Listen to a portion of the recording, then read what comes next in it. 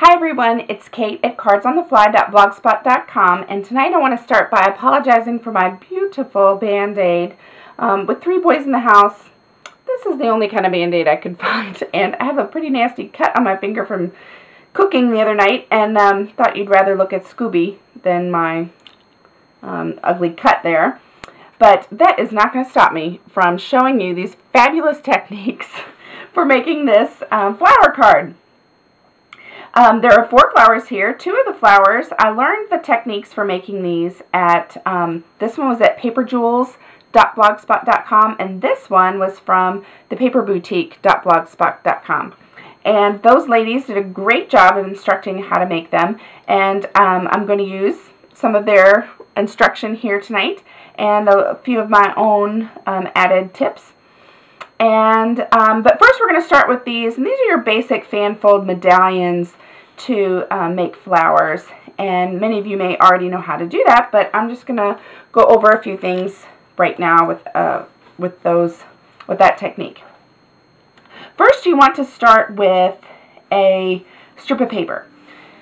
The longer you make it, the tighter your gather will be on your flower. The wider you make it, the bigger the diameter of your flower will be. You may choose to go ahead and punch a border first, which I did, which kind of just adds an extra element to the outside of your flower. But you could also leave it plain and it looks very nice that way too. The next thing to consider is how far apart you're going to make your scores on your scoreboard. The farther apart you make scores onto this piece of paper, which I'll demonstrate in a moment, is the higher it's going to stand off of your card. So that you'll want to take into consideration. On these flowers, I scored at 1/4 of an inch in between each score. And so I took my Martha Stewart scoreboard and lined this up at the top and started at 1/4 of an inch and scored, then 1/2, 3/4 inch, all the way down. You want to make sure that you score well enough that you're really going to be able to see your score marks on the back of your paper, because it's going to help you with your fan fold. But you don't want to score too hard, because if you do, like with this thin piece of paper here, you'll go right through the paper, and that's definitely not going to help you. So score well enough, but not too hard. Next, you're going to take your piece of paper and fold mountain style, accordion style, all the way down, back and forth, making sure that you're keeping it very nice and tight, okay?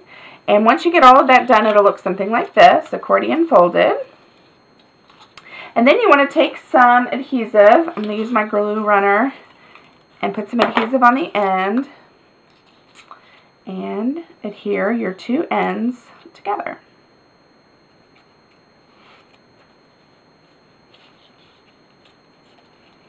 Okay.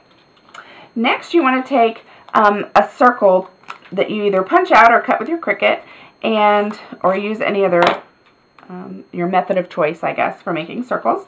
And you're going to work with your medallion so that you flip it out, and I'm actually going to lay it flat and get my folds nice and arranged nicely so that they're pretty even, and stick on my circle.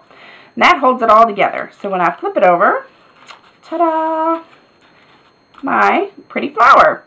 Now on my card that I showed you, on this one I just layered a piece of, looks like I need to adhere this a little bit better, but I just took a piece of green paper first and put that on, a circle of that, and then I put on this button, this brown button tied with a little bit of brown thread, and the way I glued those on was with glue dots, and that really holds very well. You could also use your glue gun, which would help hold it. So that's how you make these pretty flowers. Next, let's go ahead and look at this one, and what you will need is first just a circle.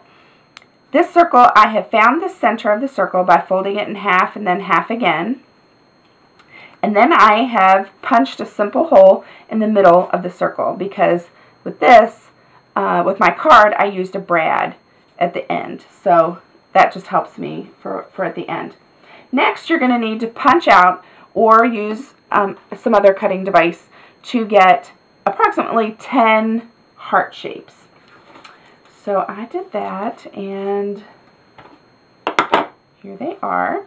With your heart, you're simply going to fold it in half. Okay, and one more to do. So I have all of my little hearts, all 10 of them, folded in half. Next, I'm going to apply some adhesive to my circle, just all over.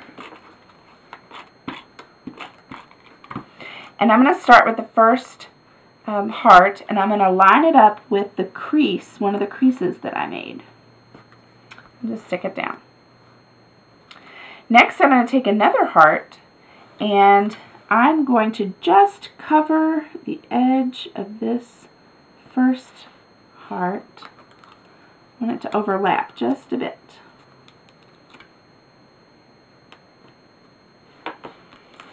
And then I will keep going all the way around the circle like this until I come back around to the end. And I will try, and that last one you need to get kind of tucked into the first one. And when you're finished, then you can stick your brad through. And you have this pretty little dahlia flower. Okay, the last flower is this one, which is actually my favorite. I really love it. And thank you, Linda, at paperboutique.blogspot.com, because this is a great technique. And I believe she cites the Scrapbooks, etc. magazine. I'm not sure. I can't remember exactly which magazine, I'm sorry, that their current issue has this demonstrated in it. But what you want to start out with are 9 1-inch circles. And this is my first circle. And what I did with this one is folded it in eighths. So you fold it in half, and then in half again. And I actually scored or used my bone folder to make sure that all of my folds were really sharp, so that you can see like a pinwheel of folds on there. Next, you're going to take the rest of your other 8 circles, and you're going to fold them sort of in thirds.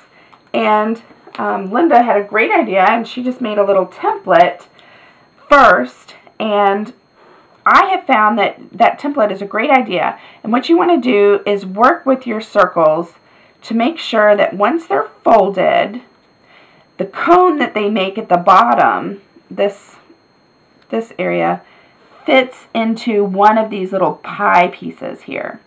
Because if you don't get it to fit into that little space, once you start gluing them down, they don't fit. So just make sure that they're, as you go along, as you're folding them and making them, that they fit into the pie piece. So after you get them all folded nicely, and again, it's great to use your bone folder. Whoops, that was flying away. Once you get these nicely creased, they kind of stay down well. Another option is to flip these up. On my card, I had them laying down, but you can also flip these up and have them kind of standing, which is a nice look too when you go to adhere them. So then you just add some adhesive to your circle, and you can start applying them. And you want to put one on each piece of the puzzle, and you want to make sure that you line up the top parts so that they form a nice circle at the top.